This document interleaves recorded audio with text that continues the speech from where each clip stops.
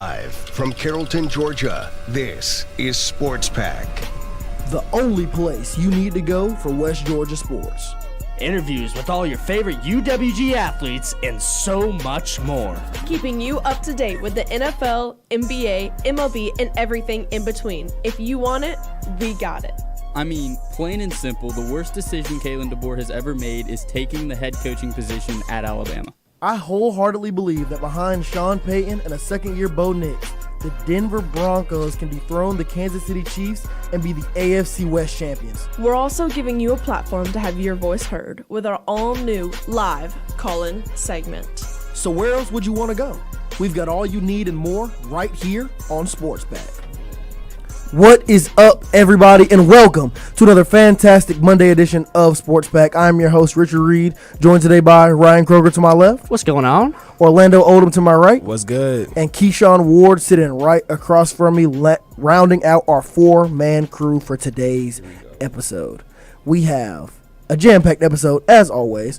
Starting off with some West Georgia sports, we had our spring football game this past weekend. Baseball and softball season is continuing to roll on. Our golf team's rolling, and our track and field team had their second straight first overall finish in their track meet this past weekend. As the title says, the NBA playoffs are currently underway. Well, are about to be underway starting tomorrow. The Masters just wrapped up this past weekend with Rory McIlroy winning his second straight green jacket. The MLB season is rolling, and we are just about 1 week away from the NFL draft. Y'all don't believe it when I say it, but we got a whole lot to talk about and never enough time to do it. So I'm going to jump right into it after I pay the bills. In a recent survey, almost 53% of full-time college students ages 18 to 22 drank alcohol in the past month. That is why Dream City Brewing Company, Wolf Sports Network, and Wolf Radio's Drink Responsibly campaign is here to remind you that there is no drinking under the age of 21, to never drink and drive, even if it's only one drink, and to add food and water when you drink so you don't end up texting your ex, which means know your limits. Wolf Radio and Wolf Sports Network are proud to boost literacy rates with our pre-K book drive. Our ongoing book drive will provide a new or gently used book to every child at UWG's pre-K monthly. Give today by visiting thewolfuwg.com/book drive. Together, Wolf Radio and Wolf Sports Network will make a brighter future. That is thewolfuwg.com/book drive. Ryan, how about them Wolves? Is Widener rolls to the right. He's got some time. Everybody's down at the end zone. He heaves it. And it is caught for a touchdown. We are one. Go Wolves. I want to start this segment off by talking about our softball team who was in action this past weekend and got another, excuse me, just messed that up completely. Let me start over. I want to start this off by talking about our softball team who ended their 10-game losing streak this past weekend against Florida Gulf Coast University, winning both games of Saturday's doubleheader, the first game 8-5 and the second game 3-2. They ended up losing the third game of the three-game series this past Sunday, 13-11, but Ryan, a series win is a series win. How about our girls? Man, I'm so excited for this softball team. It's been a tough stretch for this softball team, especially on that huge losing streak they're going on. But they got the job done. They knew what they had to do. They went in there all business and they got the job done. You know, their pitching was well, only holding them to 7 runs combined in the first 2 games. You know, gave up 11 runs in the third game, but those first 2 games were really positive because they had a nail-biter, had the walk-off on Saturday, won it 3-2, so we're able to have that clutch factor and just stay focused and stuff like that. And in that first game, 8-5, that's a solid victory for the girls, so that's a great way to get out of that losing streak and start some momentum. Absolutely. Game 1, they came out and set the tone early, hitting timely hits and strong situational defense. You know, we had multiple RBIs. You know, it was consistency really drove out through the first 2 games. They also turned a 3 double play. They turned 3 double plays against Florida Gulf Coast. So everything momentum wise was just kicking in for them. Game 2 got even more dramatic with that walk off home run. Well, not home run, but double. Walk off double. To leave with that W. So it was a nice scene from our girls. Hopefully we could carry that momentum throughout the rest of the season. Kind of get ourselves back on track because, man, we needed to end that 10-game losing streak. Hey, to start a fire, you got to start a match. Absolutely. Exactly. That was a good way to put it, Ryan. That was a good way to put it. Looking forward to the rest of this upcoming week. Tomorrow night at 7 p.m., the girls will be on the road at Montgomery, Alabama, taking on Alabama State University. And then this weekend, they will be on the road again in DeLand, Florida, taking on Stetson University. And what Saturday will be another doubleheader, and rounding out that 3-game series on Sunday at 1 p.m. against Stetson University. Now to go over to the other side, over at Cole Field, our men's baseball team had a 3-game home series against the University of North Florida, where we fell short, losing the first game 7-3, the second game 5-3, then winning the third game of the 3-game series 7-2. What are you guys' reactions to this ASUN conference loss to University of North Florida? So the first game wasn't as bad as it looks. 7-3. I was actually calling that game. It was really close going all the way up until about the 7th inning, where North Florida scored 1 run, 8th inning 1 run, and then the 9th inning they scored 3. So it was really close. They did a really good job that first game, but it kind of just snowballed after that. Yeah. The hitting wasn't wasn't as good as it's been. They both haven't been the best, but when they're working together, it's been solid. But once again, it goes back to that fact that when pitching had a good inning, hitting didn't, and when hitting had a good inning, pitching did not. Yeah, I mean, but you got this North Florida team. This is one of the top teams in the ASUN, and they showed that throughout the first 2 games. Came in, played clean, very opportunistic. But Game 3 by our baseball team was pure dominance. Came out with the win 7-2, had 10 hits with no errors. So, I mean, very strong performance from our men in Game 3. I just wish we would have had that same performance throughout the entire series. That would have really helped us. Yeah, 100%. But I also kind of feel like, this has been kind of a positive for our baseball team lately. I feel like they've been giving up a lot of runs. And this series, they only gave up, I believe, only like 14 runs throughout this whole series, and we're normally seeing them give up like 25, 30. They give up 14 in one game. Right. We saw that in the Georgia Tech game last month. And this is a North Florida team that has not lost on the road, and West Georgia gave them their first loss this week. Exactly. So that's what I'm saying. Like, this is actually kind of a positive from my standpoint. I think this honestly could be a momentum booster for our guys, especially as we get towards ASUN play. Yeah, this team is definitely starting to work out the kinks here. Like I said, in ASUN play, we really haven't been bad overall. This is our first ASUN Conference Series loss in, I think, like 2 to 3 series. I mean, we've been very solid when playing up against our opponents. Like you said, UNF is a very talented team, and we just handed them their first road loss of the season. So despite losing the series overall, there were small wins mixed in this. Pitching looked better. Got a good win against a very good team in our conference, another growing point.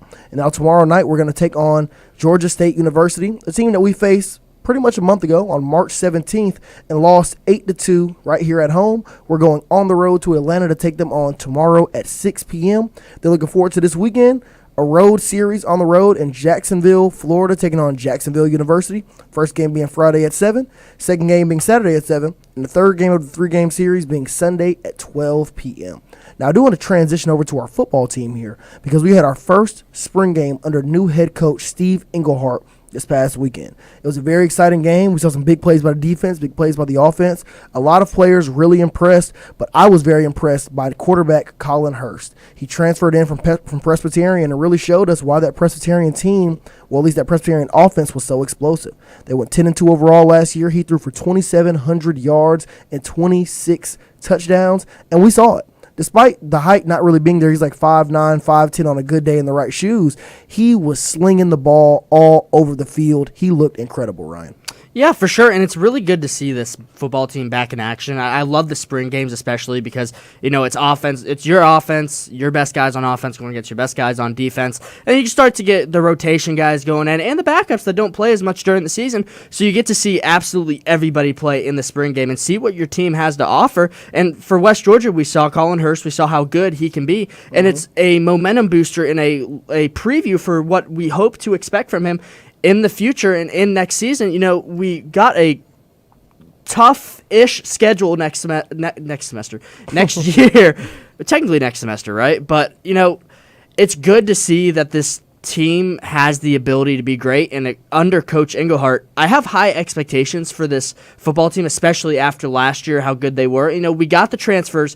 Some people transferred out. We got some people to stay. So with the transfers in as well, seeing that spring game is a really good preview for what's to come. Yeah, and all year I've been hearing is the QB competition, right, between Colin Hurst and what's his name, Luke Fitzgerald, I believe, Luke Fitzgerald. I've been seeing nonstop just back and forth between competition, who's going to be our QB1, and Colin Hurst, he came out in the spring game, dominated and showed that he can be that one, right, following 2 really good seasons at Presbyterian, threw for over 2,000 yards and numerous touchdowns. Played really, really good there. Followed his head coach from Presbyterian to here at UWG. So I mean, things kind of all working into his favor. That familiarity is there with Coach Engelhardt and Colin Hurst. So I don't really see a reason why he would move away from his starting guy. So I mean, the fact that he backed it up with a great performance in the spring game really helped his case even more. Yeah, I'm glad Colin actually kind of silenced and kind of calmed the noise a little bit, because that's kind of what we need, because we don't see them back in action until the fall. So, I mean, just to have that sense of like, okay, we have a QB1, you can throw the ball across the field, and we have an offense that can compete with teams in the ASUN conference. So, I mean, it's great to see. It was a great spring game, and gets me looking forward to the future. Yeah, excuse me. His name isn't Luke Fitzgerald. It's Colton Fitzgerald. Yeah, that's right. Colton And Fitzgerald. I think I do want to say something, especially after last year with the quarterback situation. Starter goes down, had to put the backup in, and then our passing game just wasn't as good as it needed to be. So with Colin Hurst coming Honestly, in, even before that, our passing game was shaky. exactly with the start. So having a new guy, Colin Hurst, coming in, following his head coach at Presbyterian, it gives once again a really good preview of what's to come in the future. And he showed and backed that up with his performance on spring day. He really did. And this is a football program that has really been surging over the past few years. Massive growth from year 1 to year 2 under head coach Joel Taylor. Doubled our win total last year. But now moving forward to this season, excellence is expected, because every single game was exciting the first year, but we dropped a few, but it was okay because it was our first year as a D1 program. Last year, blew expectations out of the water, won eight football games. It was incredible.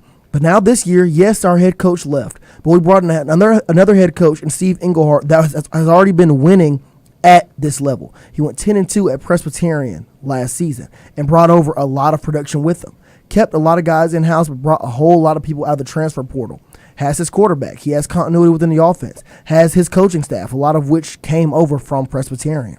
This is going to be a very exciting season, but the pressure is on year 1. And to touch on that schedule that you mentioned earlier, Ryan, it's not going to be easy at all. Starting off against Chattanooga, then going on the road to take on Kennesaw State University, the same Kennesaw State Owls that just won Conference USA last year. This is not going to be an easy season.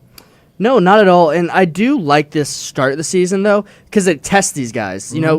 You can't be asleep at the beginning of the year, but even if you are, it's gonna wake you up. These Kennesaw State is really good. Chattanooga is really good. They've showed success in the past, so it's a good wake up call, and it's a good test to test this offense, test this defense. So when we go against our ASUN conference, it gives us opportunities to. We've already seen these really, really, really good D1 programs, and then we go against some solid D1 programs, but it gets us ready for the future. Yeah, one thing that I noticed about the schedule is that our first 4 or 5 games aren't conference games at all. All of the remaining games from there are conference play. So something that I liked is that they, those are kind of tune-up games, right? Yes, you want to win those games, but you get a chance to really see what you got and make adjustments. So once conference play happens towards the end of the season, now you have everything in play. Everything is right. All the starters are set in stone at that point. Coaches are all intact, so you're more ready at that point to complete in conference play, because conference play is the only thing that we're playing for at this moment. So I kind of like that they structured the schedule that way. The thing about that is, though, you're starting off against 2 FBS opponents. True. Yeah, Chattanooga is a team that's very beatable. They only won 4 games last year, but Kennesaw State, they won Conference USA last year. Arkansas State, they had a down year. Yes, they went 7-6, but they are still an FBS program. But we need this, though. True. I mean, yes, it could serve to be a great test, especially if West Georgia is able to go in there and beat both of those teams on the road. It would be incredible. But like you said, it could be a good little warm-up lap in getting ready for the rest of these matchups, because we beat Eastern Tennessee State last year. Fort Valley's a Division II program. Yeah, they probably have some dogs on that team who doesn't, but we should be able to take them down as well. That game is going to be electric. Then, like you said, conference play starts. Eastern Kentucky, Austin Peay. Tarleton State is a juggernaut every single year. You go Tarleton State, Abilene Christian, and Central Arkansas. Those 3 games, that is going to be a grueling 3-game stretch for the Wolves, with 2 of those only games one of those is on the road. Exactly. 2 of those games are on the road, Abilene Christian and Central Arkansas. I know it's April, but it's never too early to talk football. We just had a spring game. It is going to be an incredible season. I'm extremely excited to watch it all play out. And you could be excited with us wearing some brand new Wolf Sports Network merch. If you visit our website, click the About button and click Merch Store, you can get anything you want to represent Wolf Sports Network. T-shirt, polo, hat, beanie, socks. You want draws? We might just have them. Go to our website and check it out, and you'll see if we have it or not. And if there's something that you're looking for that we don't have on the website, DM us on Instagram at Wolf Sports Network, and we just might get it on there for you. Now, don't go anywhere, because when we return, we're diving into the NBA playoffs and talking about this MLB season. This is Sports Back on Wolf Sports Network. What's up? This is Parker Andell, and I'm the newest voice of Sports Out of Pocket. Step into Lucky Season 7, where the odds are in our favor. Crazy insights, hidden stories, and conversations that will pay off every single time. With a fresh season and a fresh voice, Lucky Sevens is here. Tune into Sports Out of Pocket every Wednesday at 6, only on Wolf Sports Network. Hey, you! Who, me? Yeah, you! Do you like talking about sports? Yeah? Well, do we have an opportunity for you? You can be a part of Wolf Sports Network today through our Wolves in Training program. This semester-long course will teach you everything you need to know about college radio. You can gain experience and be live on air by next semester. So join today by visiting wolfsportsnetwork.com. Wolf Sports Network. The Wolves play here. The Playbook is your home for West Georgia sports this spring. From University Stadium, And we saw a very well put together offense that was trailing and going into the half, and then comes out in the third quarter and puts themselves up. to the Coliseum, We're finishing well at the rim, being aggressive, being physical. A lot of guys are touching the rock. It's been a great start for the Wolves. and Cole Field. I hope West Georgia wins. I'm going to be rooting for West Georgia tomorrow. The Playbook, live every Monday from 9 to 10 p.m.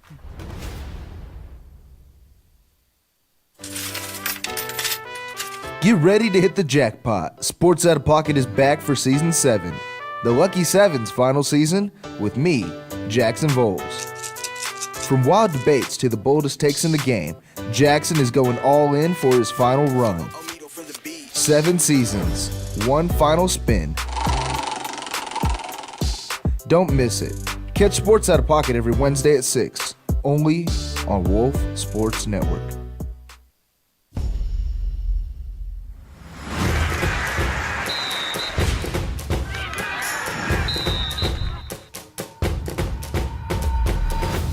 It's been a long run, but the NBA season, the NBA regular season has officially wrapped up, and it is time for the annual play-in tournament, because the playoff bracket is set.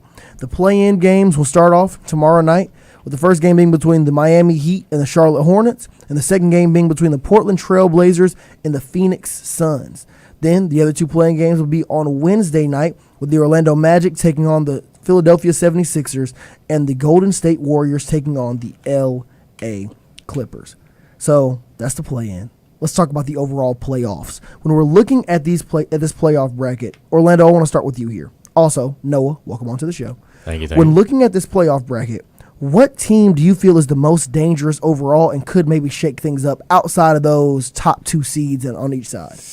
Low key the Timberwolves. I feel like, they played the Nuggets first round, and we always know how that Jokic and Anthony Edwards kind of rivalry goes. So Incredible.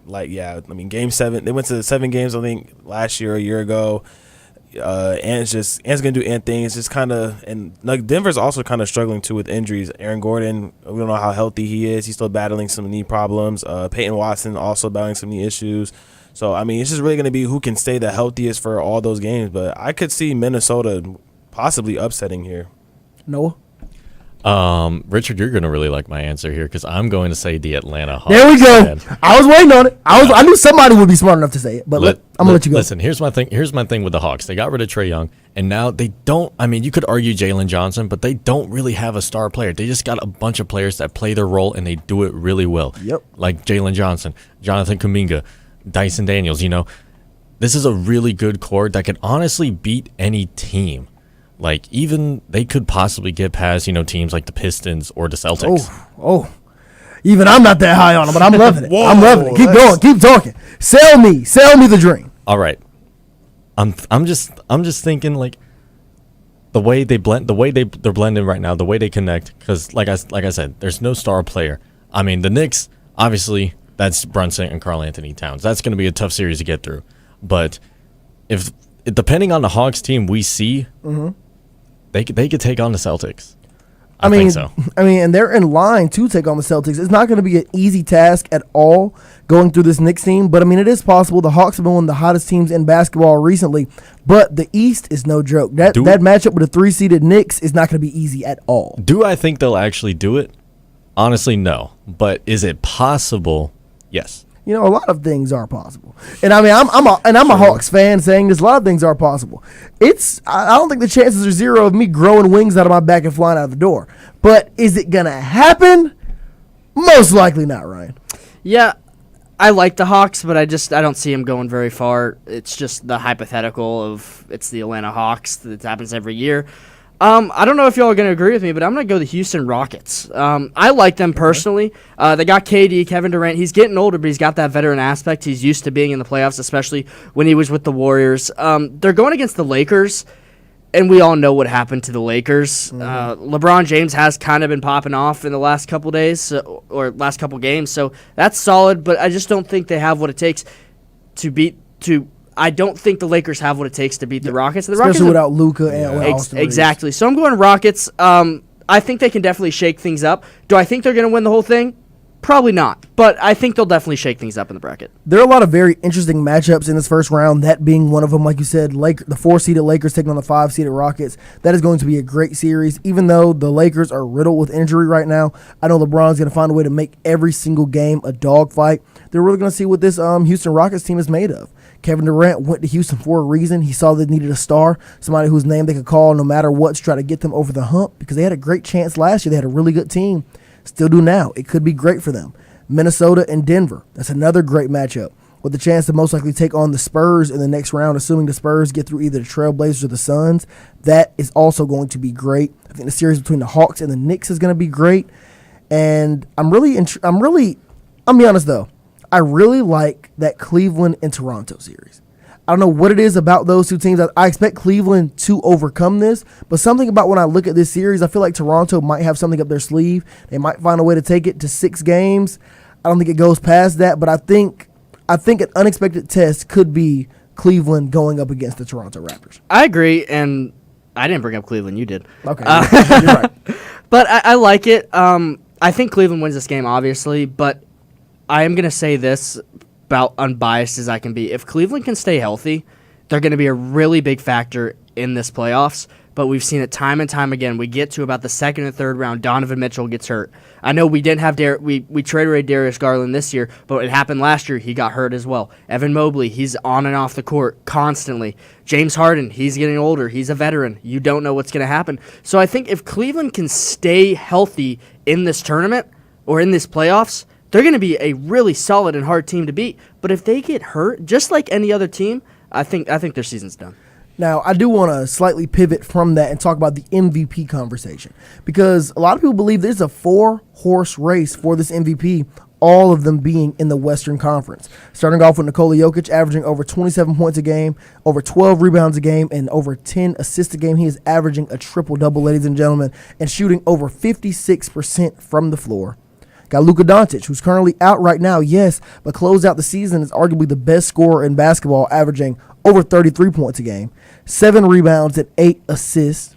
Then you have Shai Gilgeous-Alexander, averaging 31 points a game, 4 rebounds and 6 assists, shooting 55% from the floor. Then you have Victor Wembanyama, probably consensus defensive player of the year, averaging 25 points and 11 rebounds per game. He has been incredible this season. And every game's a block party. He's averaging over 3, almost 4 blocks per game. So when you're looking at, I want to start with you here. When you're looking at those 4 guys, Luka, Wemby, Shai, and Jokic, who do you think is leading the pack for this MVP race? It's really hard to say, man. But, I mean, when I look at the eye test efficiency-wise, to me, it's either Shai or Jokic. But honestly, all love to my man Luka, but that man's gonna have to average 50 and cure cancer to get an MVP, bro. Like, oh my gosh, that man. Wrong, though. Like he has won the scoring title. Like how many seasons now? Is this his second season? Second or third? Yeah. That's what I'm saying. He's done it 2 or 3 times now. That's what I'm saying. Like, and he's averaging what, 7 rebounds, 8 assists too. Like nearly a triple double. Shai has similar stats in his MVP season too. Yeah, Shai is currently averaging 31 points, 4 rebounds, and 6 assists a game. Right, I'm saying his MVP season. Yeah, it was very similar. It was the same stats. So But like the Luka getting injured really hurts that too, though, Yeah, because he's not going to be available for the playoffs. You got 40-year-old LeBron leading the Lakers. It's a really tough blow. But right now, for me, it's between Shea and Jokic. And if they want to give it to Jokic, who's averaging a triple-double right now, I'm perfectly fine with that. it's fair. The only way, in my eyes, the only way Jokic doesn't get it is straight voter fatigue, if we're being honest here. Because he's averaging a triple-double. But also, Shea is one of the most efficient scorers on arguably the best team in the NBA. If they want to give it to him, that's fine too. Very true. But if we really dissect the meaning of this award, the most valuable player, Nikola Jokic is averaging a triple-double. Everything he does is essential to the Nuggets' success. Not taken away from Shea, because he is as well. All these teams are essential to their success. But I think if you take Jokic off of this Nuggets team, this might not even be a playoff caliber roster. I agree. So what he is able to do night in and night out, I find it hard not to give him the MVP every year, Orlando. I'm literally. I mean, I was watching when they played the Spurs a few games ago. I mean, he literally could not be stopped. He was scoring. He was playing good defense. The rebounding. I mean, assists. He was doing everything possible to win that game, which they ended up doing. But it just goes to voters fatigue. I feel like Shea is going to win it all in likelihood, just voters fatigue. And I really think it's getting to a point now where MVP is kind of becoming a team award. Because, I mean, if we're looking at stat for stat, Shea doesn't lead anything in those type of statistics at all. Luka leads points. Jokic leads assists and rebounds. Wemby leads blocks. I mean, he's not leading anything. So we're just kind of seeing like this. But the team is, they made the first seed 3 times in a row. Right. Only like 4 teams have done that. So it's like the success is undeniable. Right. So it's like okay, and he just averages 30. Well, might as well give him the MVP. So I feel like, but I think it really should be Jokic, in my opinion. I like all 3 players. I think they're all 3 phenomenal, and that's what makes this MVP race so could go to anybody. We have our predictions, but I don't think we've talked about Victor Wembanyama quite enough as we should. He's a 7'4" alien that can shoot threes, has 25 points a game, shooting over 50%. Yep. Keep it coming. Shooting 50% from over 50% from field goal range. This guy is phenomenal. We knew he was going to be a factor going into the NBA, and he's definitely done that. So he's currently number 1 to win the MVP race. But then we go to Jokic, who literally just throws up shots, hook shots, jump shots, 3-pointers, half court, And wherever he's at. It's all going in. It's all going in. It doesn't matter where it's at on the court. It's going in. So I like either Jokic or Wembanyama. No hurt on Shea. He's a phenomenal player for the Thunder. But I think when it comes to overall just like impressiveness, I think the talent that Jokic holds is insane. Anything goes in that he shoots. And then with a 7'4" alien that's shooting over 50% and can shoot 3 step back threes. And can handle the ball better than some point guards. Exactly. It's insane. Yeah, it's very difficult. I really don't know where I would cast my vote. I think it would land between Nikola Jokic and Victor Wembanyama. Between those 2 players, you really can't go wrong. But all 4 have had phenomenal seasons. I think the biggest thing for Luka right now, outside of not having yet cured cancer yet, Noah, it's the fact that he just got hurt at the end of the season. Yeah, that was massive. The Lakers were surging. And honestly, believe it or not, a lot of people that vote for these awards do not start paying attention until the end of the season come playoffs. It's the sad truth of it, same way with college football. How a lot of Heisman voters really don't know but the big names. I mean, let's just be real here. So him getting hurt right when he did, right when he was starting to get to the top of his game, I feel took the MVP right out of his hands. Right when people were watching. Exactly, because the last month of the season, Luka Doncic was the best player in basketball. By far. Exactly, by far. Head and shoulders. Well, I go head and shoulders because Jokic was still hooping. But it's like Luka was the best player in basketball ending out the last month of the season. It was just that injury stole a probable MVP from him, and honestly probably robbed the Lakers of what would have been an elite playoff run because they were surging. Austin Reeves was balling as well. Luka was making the entire roster better, and LeBron was just able to show up and do what was needed. Now Luka's out, probably out of the MVP race as well. Austin Reeves, who knows when he's going to come back.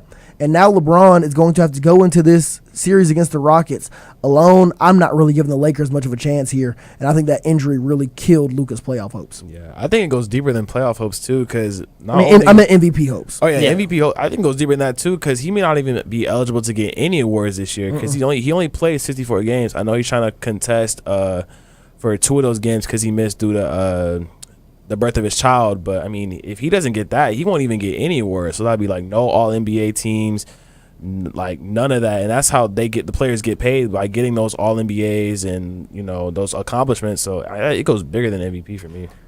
Yeah, it's a very interesting conversation to have. Like I said, a lot of great basketball is coming up. Starting off with the play-in games tomorrow night. Do not miss out. The NBA playoffs are here. But Ryan, the MLB season has been rolling on as well, and I know you had a roller coaster weekend as your Cleveland Guardians came into town to take on our hometown beloved Atlanta Braves. Walk us through your weekend experience at Truist Park. I loved Saturday. There we go. I hated Sunday. No, but on Saturday, I was so happy just to see all the Atlanta Braves fans walk so sadly out of the stands in the 7th inning when, Quan scored from first base on a pass ball, then a throw-in error, and then everybody started booing the Atlanta Braves, and I was like, you know what? This is what I like to see. And then it comes Sunday, and we get absolutely dismantled. And I want to actually take back literally everything I said last show about the Atlanta Braves. These Atlanta Braves are for real. Oh, yeah. They're okay? nice. They are for real. They have got everything it takes to be a World Series contender. This team can hit. This team can field. They've got Chris Sale on the mound. Once they get all these starting pitchers back, they are going to be phenomenal. I'm just going to say it. They have to stay healthy, just like every single team. But, this Atlanta Braves team isn't just talented in all those departments. They're even more talented in their minor league systems, and as well as when they're going to bring people up and make this team even better on another level. This Atlanta Braves team is a World Series contender, and I would not be surprised if they play the Cleveland Indians in the playoffs. Nah, for real, this Braves team is the truth. I mean, second in home runs this year. I mean, they're second in batting average. They're fielding. They're first in fielding.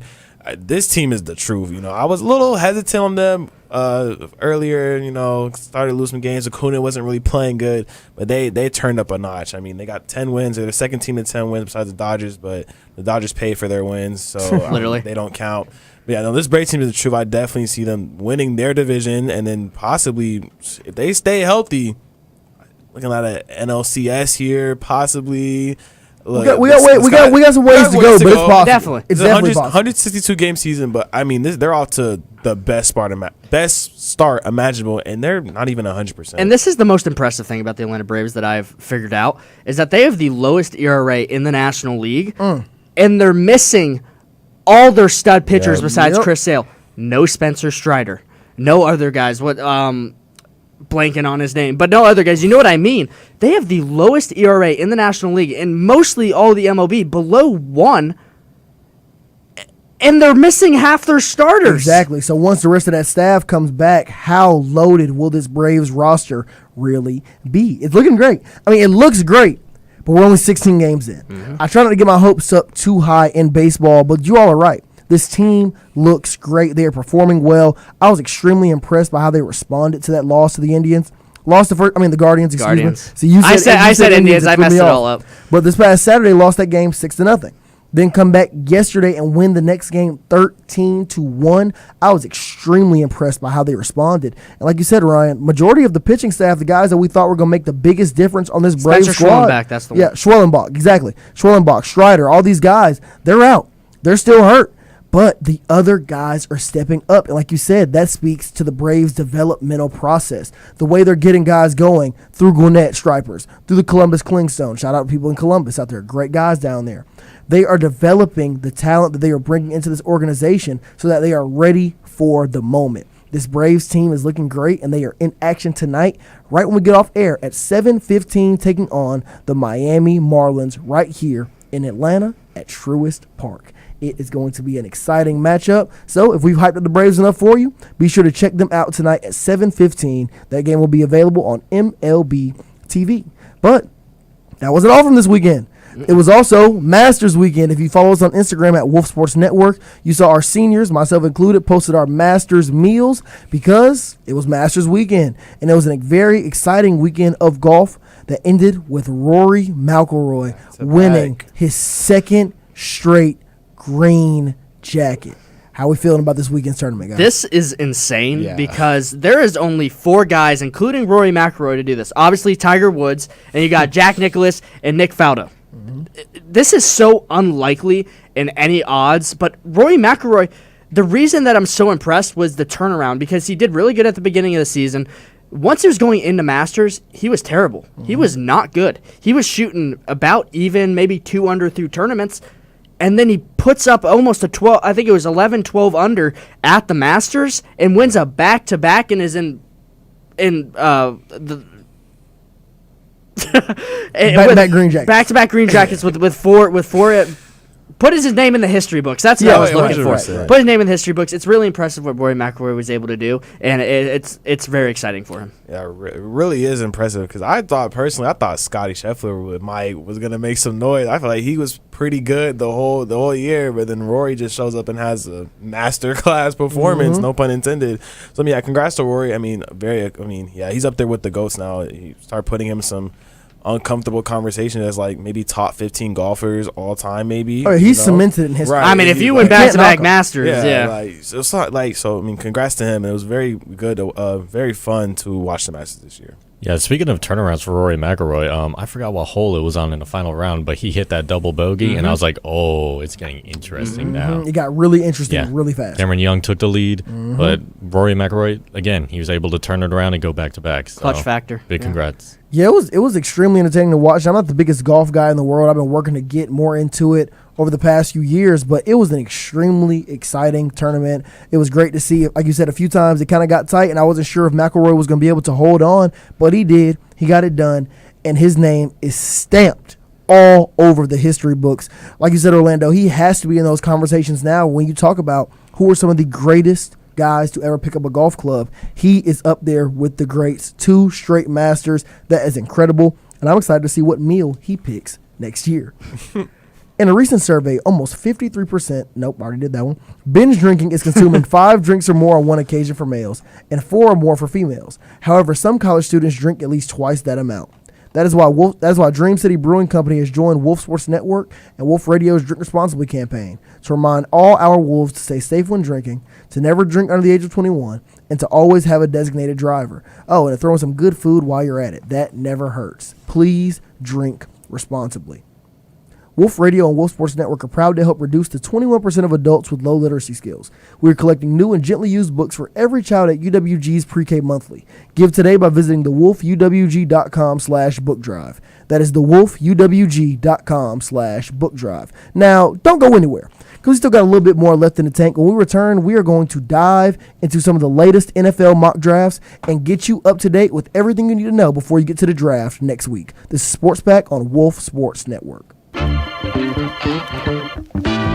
WSN, Wolf Sports Network, will have you covered this West Georgia basketball season with Inside the Coliseum, our 30-minute pregame show that will start 1 hour before select home games. But we saw his ability to make those tough shots. He is a shooter, and he was second in scoring behind Shelton Williams-Dryden. I think we just need to get everybody the ball as much as possible. I think we need to throw the rock around. Join us as we cover both the men's and women's basketball seasons from inside the Coliseum. Hey, do you like what you're listening to? Well, why don't you support our station by checking out our merch store? Hoodies, shirts, and hats can be purchased on our website powered by Osier Apparel. You can also DM us on Instagram at Wolf Sports Network if you would like to recommend any more options. Go to wolfsportsnetwork.com and click About to view our merch store. Wolf Sports Network. The Wolves play here.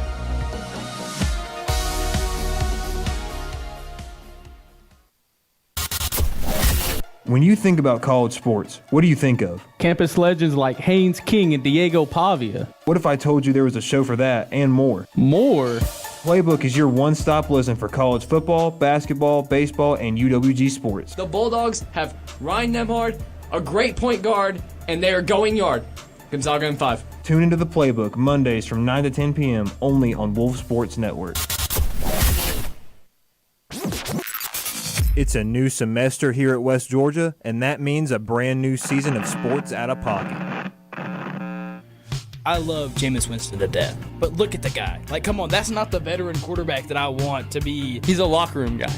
They got Jonathan Taylor back there. It's like having Saquon, just a little bit worse, but it's like having Saquon. Tune in to Season 7 of Sports Out of Pocket every Wednesday at 6 only on Wolf Sports Network. In the NFL, only one thing matters: chasing a dynasty. We are getting very, very close to draft day. Teams are getting very excited, rounding out the last of their scouting and evaluating as they get ready to make the decisions that will define their organizations for the next 3 to 4 years. It is getting real, folks. We've talked a lot about the NFL draft coming up, and we're going to talk about it a whole lot more as we get closer and closer. I'm dropping a mock draft at the middle of this week. Follow us on Wolf Sports Network. Stay up to date with updates on that. But I want to branch out a little more because we talked about the teams in the top 5, that being the Raiders, the Jets, the Cardinals, the Titans, and the Giants. But I want to branch out and talk about teams individually. A lot of teams that could maybe make a few picks and make a few big splashes in this draft and maybe change the trajectory of their organization. So I'm going to give each of you guys a team, and I want you to tell me the dream draft scenario for that team. Orlando, I'm going to go easy on you here, and I'm going to give you your favorite team, the Pittsburgh Steelers. They're currently sitting at 20 with the 21st pick in this year's draft, and a great opportunity to fix what a lot of people think, myself included, is a pretty flawed roster. So what do you think they do in the first year under Mike McCarthy in Pittsburgh? Look, the dream scenario for the Pittsburgh Steelers would be to draft Jordan Tyson. Even after just bringing in Pittman? Look, think about it, though. You have Pittman, you'll have DK, and you have Jordan Tyson. That's the most solid wide receiving core that is a very solid receiving core. But I could also see the Steelers going in the direction of a quarterback. I know that's what everybody's talking about. Who's the quarterback? Is A-Rod coming back? This, that, the third. How we're going to do? So I could see them getting Ty Simpson. But in my opinion, the dream scenario would be them getting Jordan Tyson, getting that third receiver, and just upgrading the offense entirely. This is a Steelers team, though, that has really struggled running the ball over the past few years, though. Really, over the past 4 or 5 years, the running game has been a weak spot for the Steelers. So you think adding another receiver is going to fix that issue? Yes, because look, the running backs were good. We got Jalen Warren, right? We got Jalen Warren, and then we signed Rico Dowdle in the offseason. Okay. So Rico Dowdle did have a great season last year in Carolina. So I think we're good in the run. We're good in the run game.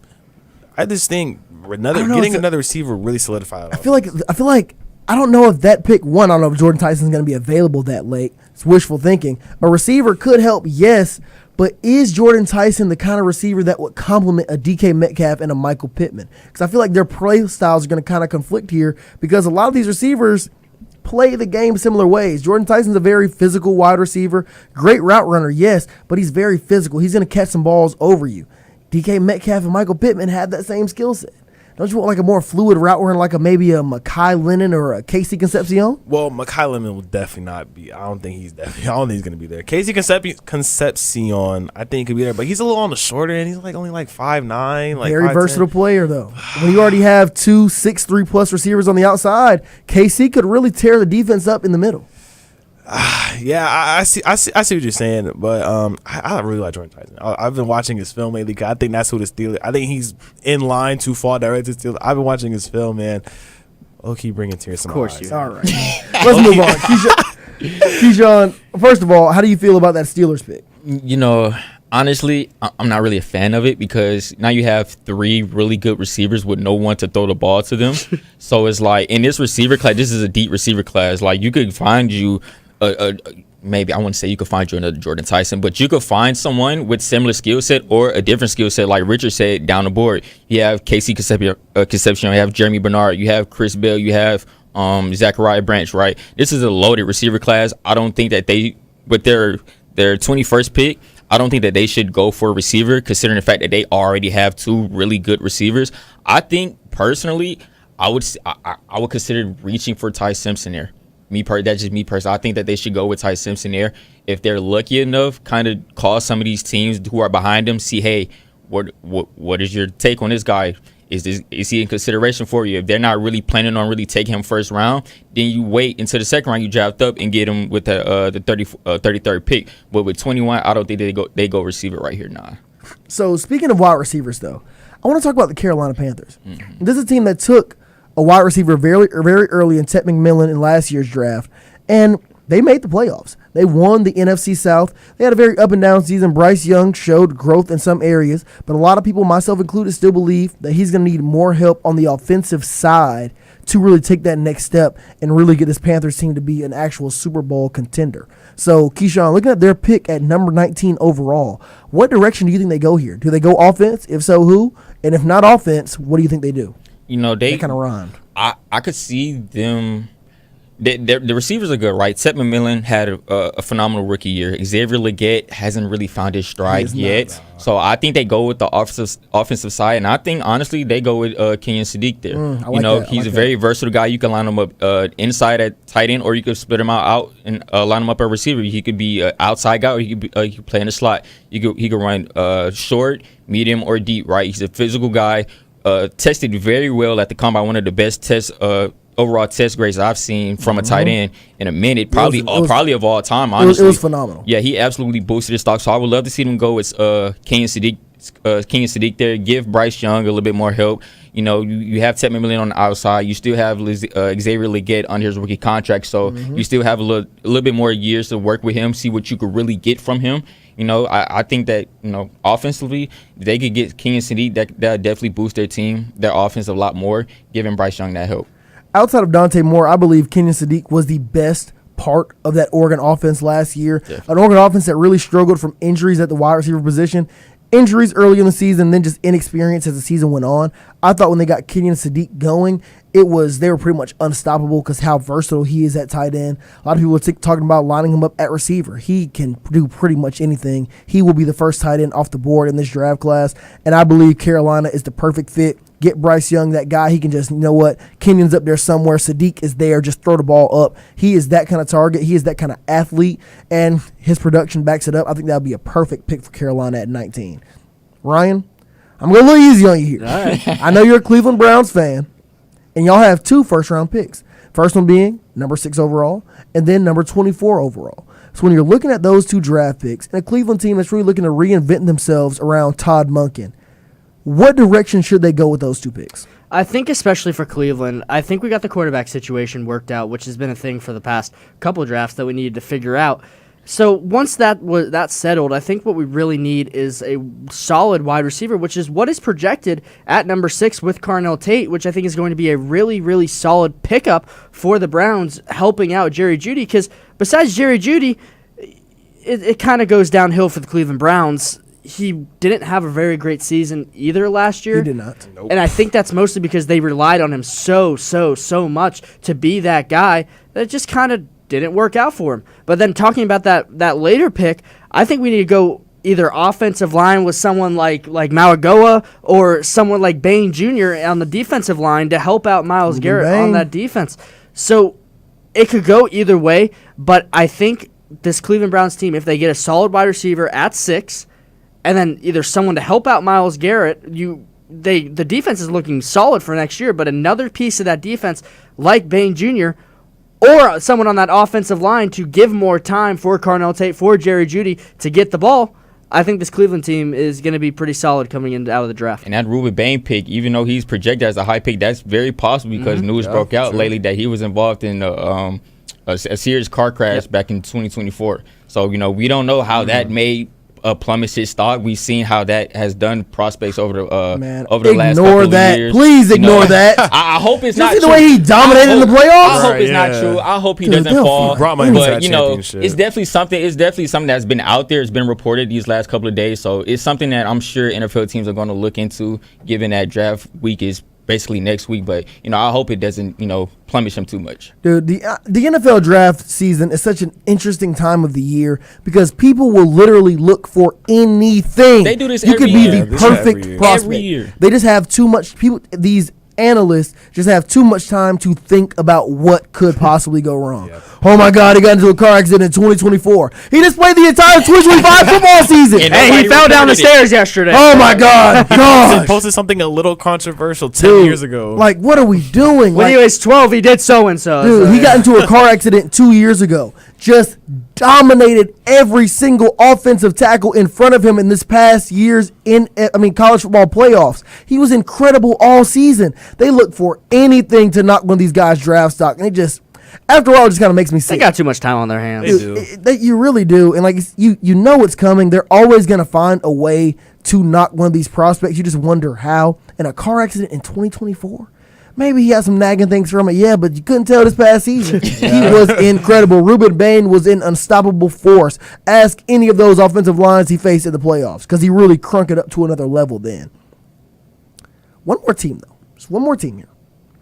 Pick number 18, the Minnesota Vikings. I believe this is a very interesting spot for Minnesota because, one, they will have their pick of the litter from defensive players to add to that electric Brian Flores defense that has been top 5 in the NFL since he arrived in Minnesota, to maybe bolstering up that offense some.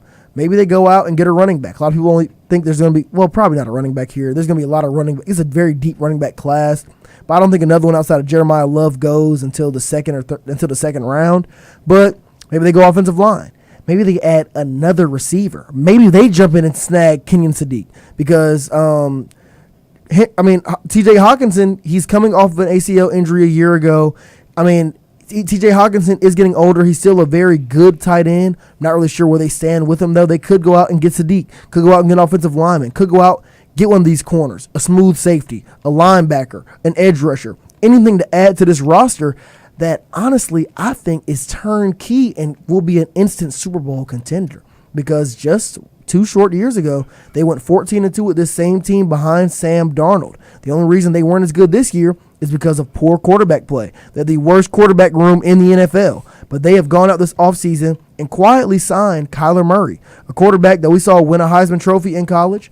When his team was bought in Arizona, had very solid seasons, is one of the fastest quarterbacks in the NFL with a rocket arm. He was drafted top 10 in the MLB draft. He is a dog. And now you put him in this situation in Minnesota with Jordan Addison and Justin Jefferson out wide, maybe strengthen up that offensive line a little bit and a Brian Flores defense behind him.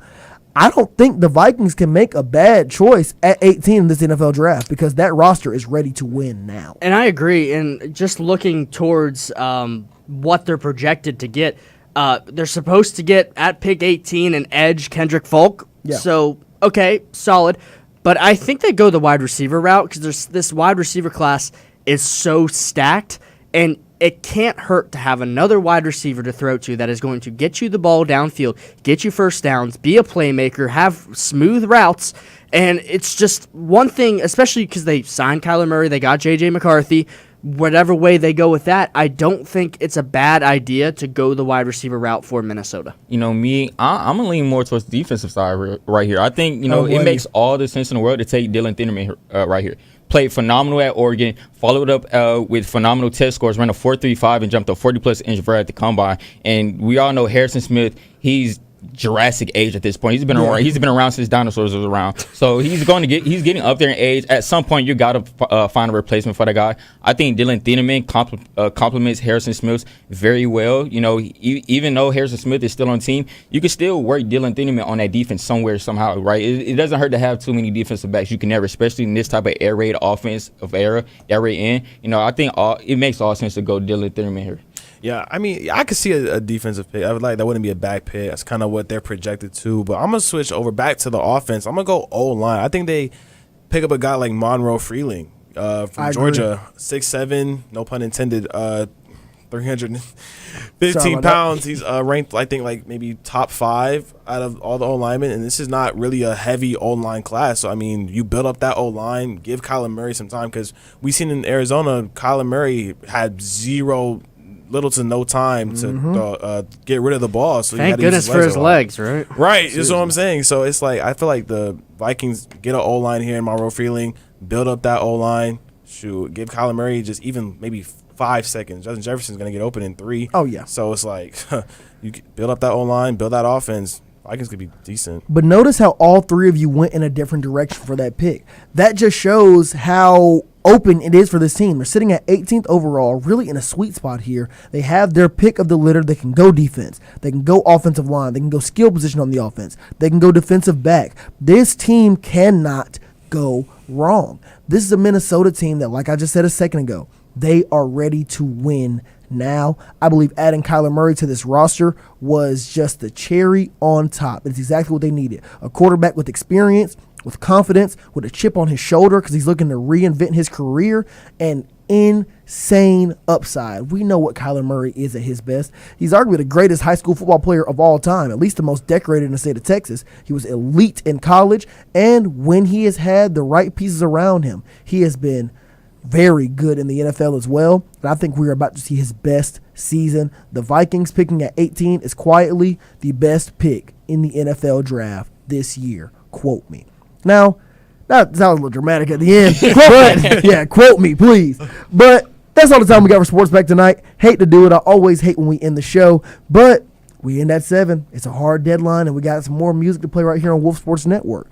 But be sure to check us out, same bat time, same bat channel, this Thursday at 6 p.m. And also, shoot us a DM on Instagram or hit up your favorite person on the show at Wolf Sports Network if you want in on the action, because we are bringing back our live call-ins this Thursday. But until then, stay tapped in. Follow us on Instagram at Wolf Sports Network. This is Sports Pack.